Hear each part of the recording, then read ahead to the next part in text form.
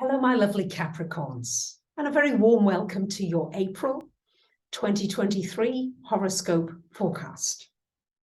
Now, this month we've got a solar eclipse and Mercury, the planet that rules travel, communications, and any kind of technology, will be going retrograde. So let me break it down for you personally. On the 4th of the month, Mercury will join Venus and Uranus in your 5th house. A lot of activity in this 5th house this month. And the 5th house is the house of romance.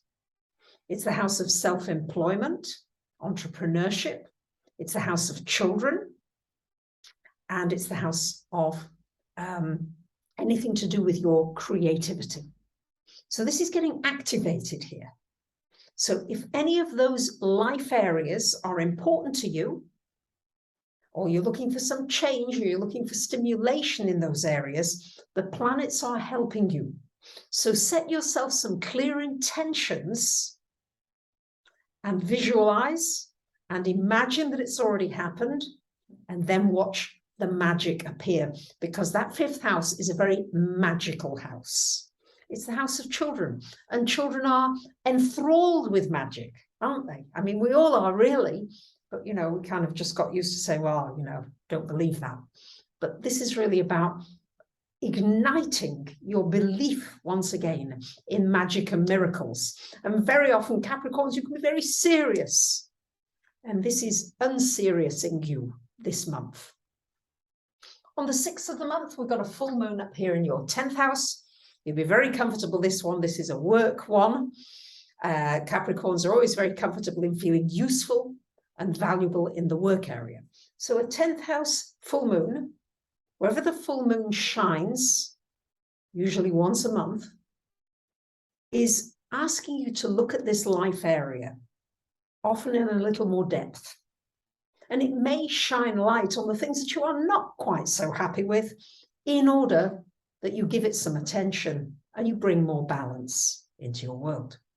So this 10th house here, the full moon there, is shining a light for many of you on your career, your work. Are you going in the direction you want to go to? If not, what needs to change? It's also shining a light on you allowing yourself to blossom and grow. It doesn't matter what age you are, whether you have a career or whether not, whether you don't. But it's important to keep growing, to keep changing, to keep transforming, and to keep recreating a new you. And that's what this moon is asking you to consider and to reflect upon. Now, on the 12th of the month, Venus will go into this 6th house. And Venus in the 6th is a really good time for some good news about a work situation, maybe a promotion, an extra salary, just something good, or just good, harmonious relationships with people that you work with.